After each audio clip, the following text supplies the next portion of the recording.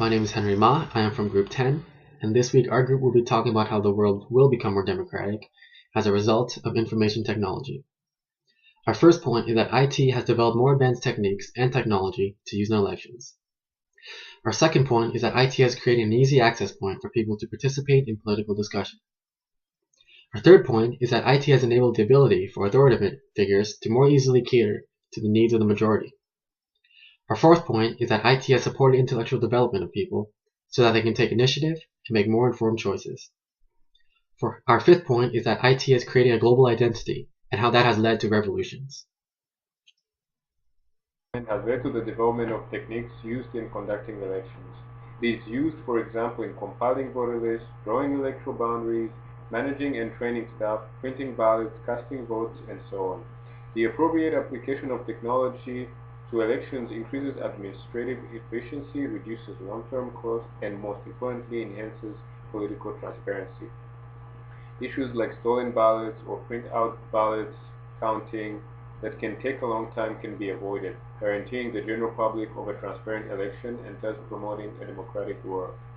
E-voting was first used in Africa and Namibia in November 2014, where about 1.2 out of the 2.3 million living in the country was expected to vote. The voters were particularly happy about it since they expected more transparency as opposed to normal ballots.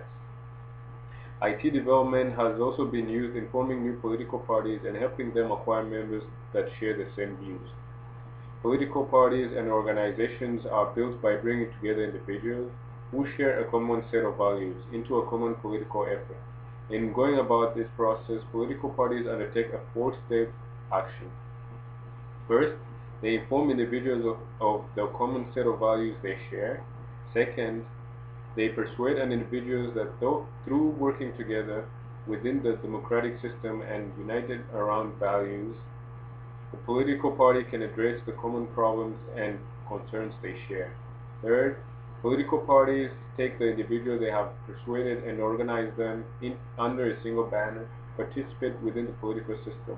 And finally, once organized, political parties attempt to mobilize supporters to take political actions like voting. Not surprisingly, the emergence of the Internet has had a substantial impact on the process and thus helping the world become more democratic.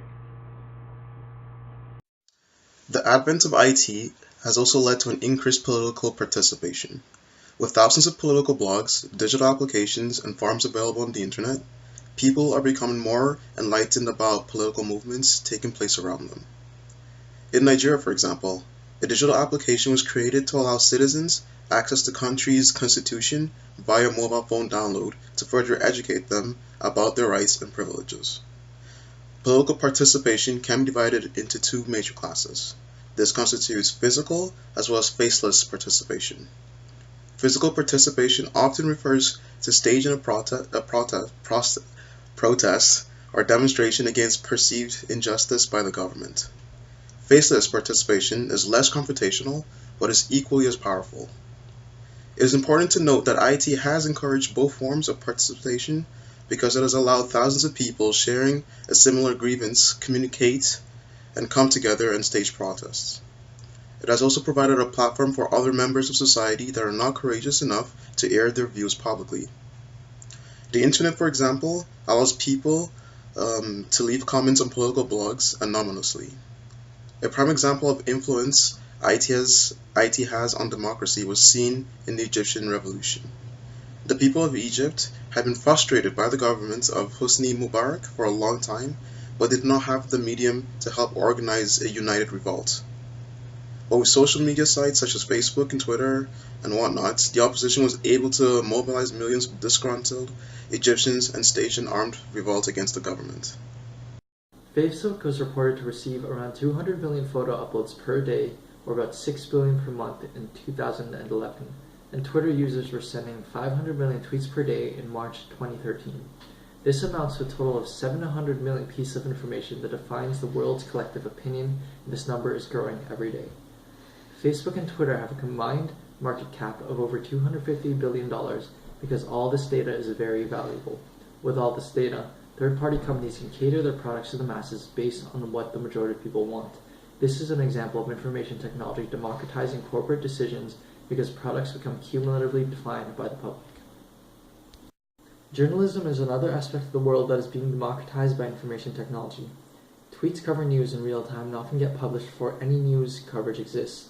An example of this phenomenon is with the Eaton Center shooting that occurred Saturday, June 2, 2012. People within the mall were tweeting the occurrence before news networks had a chance to cover the story. With information technology, anyone with a phone that has internet access can publish information to the world. This gives everyone the power to report local news, which was once reserved only for journalists from big news networks. The capability for information technology to connect people and distribute information has a remarkable effect on the development of education in all regions worldwide. With the emergence of the internet, people with internet access are now able to educate themselves, regardless of their location in the world. This is due to the fact that any connected individual has access to, essentially, the combined knowledge of humankind. But one might ask, how does this relate with the spread of democracy? To explain the correlation, several studies have found that an increased education has also resulted in an increased democratic tendency. This is actually in over 60 countries.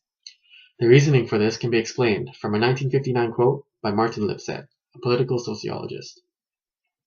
Education, presumably, broadens men's outlooks, enables them to understand the need for norms of tolerance, restrains them from adhering to extremist and monistic doctrines, and increases their capacity to make rational electoral choices.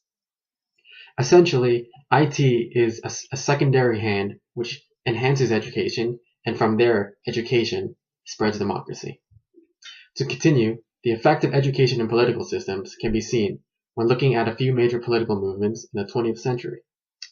In the Hungarian Revolution in 1956, the dismantling of Syngman Rhee's government in Korea in 1966, and the Tiananmen student uprising in 1989. Here, students all played a vital role.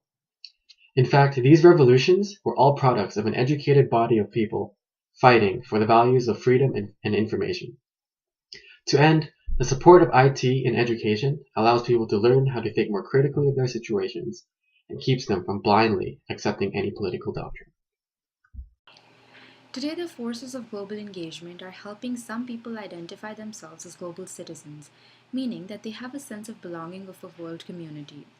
This growing global identity is mainly the result of modern information, communication, and transportation technologies.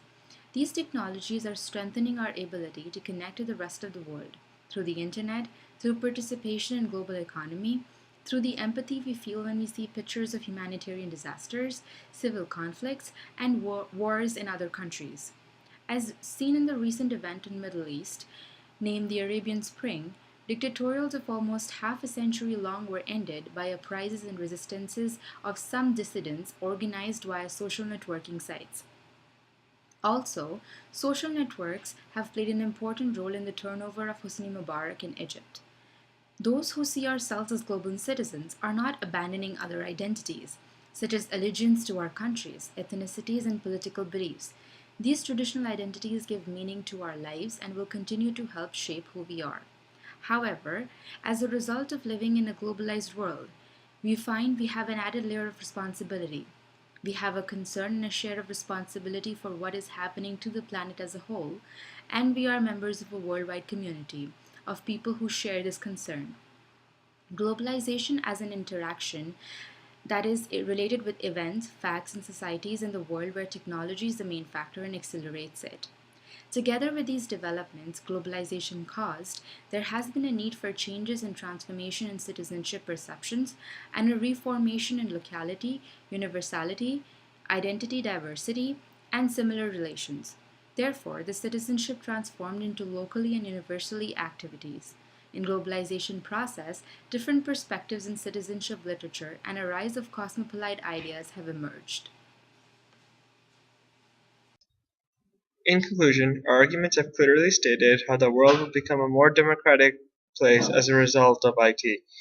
IT developed more advanced techniques to be used in elections, from e-voting to recruiting party members through social media. IT has created an easy access point for people to participate in political discussions, grouping like-minded individuals to overthrow oppressive governments like the Egyptian Revolution. IT has given more power and control over the news and journalism to people through the use of social media. IT has supported intellectual development of people so they can take initiative and make informed choices. And lastly, IT has led to the term global citizenship, where individuals feel a sense of belonging to the world community rather than just a country or a religion. Thank you.